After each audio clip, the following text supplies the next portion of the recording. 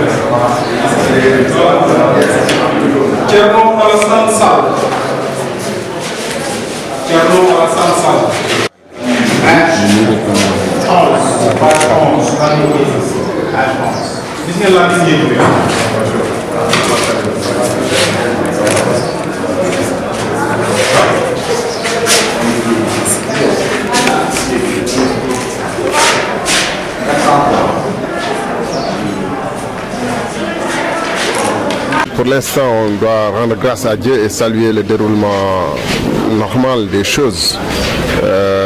Apparemment, tout se passe relativement bien, malgré qu'on nous signale par-ci, par-là des électeurs qui n'arrivent pas à retrouver leur bureau de vote, leur nom sur les listes électorales et qui rentrent tranquillement chez eux, ce qui est très dommage. Mais saluer le travail qui est en train d'être fait aujourd'hui ne doit pas occulter le processus absolument distordu, anormal, irrégulier, exceptionnellement mauvais qui nous a conduits au jour d'aujourd'hui. Les gens peuvent se saluer qu'il y a 5 bulletins de vote, que ça va vite, mais tout cela a été fait au prix de lourds entorses et de lourds crimes commis contre la démocratie et la pluralité d'exception, la pluralité d'expression.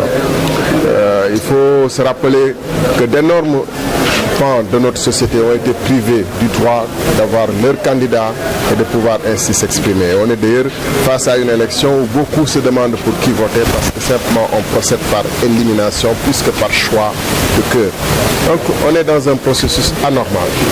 Et il ne faut pas que le jour d'aujourd'hui et son déroulement plus ou moins simple nous occulte qu'on est à l'issue d'un des processus les plus anormaux de l'histoire politique du Sénégal. Même sous la colonisation, les élections étaient plus simples, plus transparentes et reflétaient plus la pluralité d'expression, ce qui est un fondement dans la démocratie.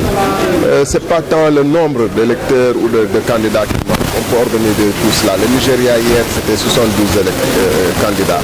C'est la capacité des uns et des autres à exprimer. Et il faut aussi dire que jamais une campagne électorale n'a été aussi pauvre en débat. Et ça, malheureusement, on ne le souligne pas souvent. C'est une campagne électorale qui a vu les enjeux de société, notre école, qu'est-ce que nous sommes, une nation, les grands mots qui traversent notre société. On a vu l'argent couler à grand flot sans que rien ne bouge. Ça veut dire qu'il n'y a aucune institution. Parce que dans tout pays normal, il y a une démocratie normale, on n'aurait jamais accepté autant de moyens mis dans un processus électoral. Alors qu'on vient de nous dire aujourd'hui que tout semble normal, moi me désole profondément sur notre capacité collective à analyser les situations et les faits. Que la corruption a été aussi massive et qu'on dise aujourd'hui tout est normal. Moi, ça me dit que notre pays est malade et qu'il y aurait besoin de se repenser. Vous pensez qu'il n'y a pas eu un débat programmatique lors de la campagne qui permette aux citoyens de choisir en toute lucidité? Mais vous savez très bien qu'il n'y a pas eu de grand débat, que par rapport aux années de Cheikh Anta Diop, de Majmoud Diop, des années de LD, de Ande Diouf, on a connu un recul du point de vue du débat démocratique dans sa richesse. C'est un fait incontestable et que vous savez que beaucoup, moi je suis de ceux à qui beaucoup se sont adressés pour qui on va voter, mais c'est des votes par dépit, j'allais dire, pour certains. Et ça reflète l'énorme coup porté à notre démocratie et à la pluralité des idées par le processus organisé par Macky Sall et ses amis. Et j'insiste sur le fait que jamais l'argent n'a été aussi présent, jusque dans les mosquées. On a politisé jusqu'à politiser les mosquées dans ce pays. Et personne ne semble s'émouvoir autrement. Alors, notre démocratie est aujourd'hui plus malade que jamais. Il ne faut pas que ce qui se passe aujourd'hui, l'apparente tranquillité et normalité des choses nous masque que nous sommes à l'issue d'un des processus les plus graves qui se sont passés dans l'histoire de ce pays et j'en suis profondément, moi, écœuré et malade.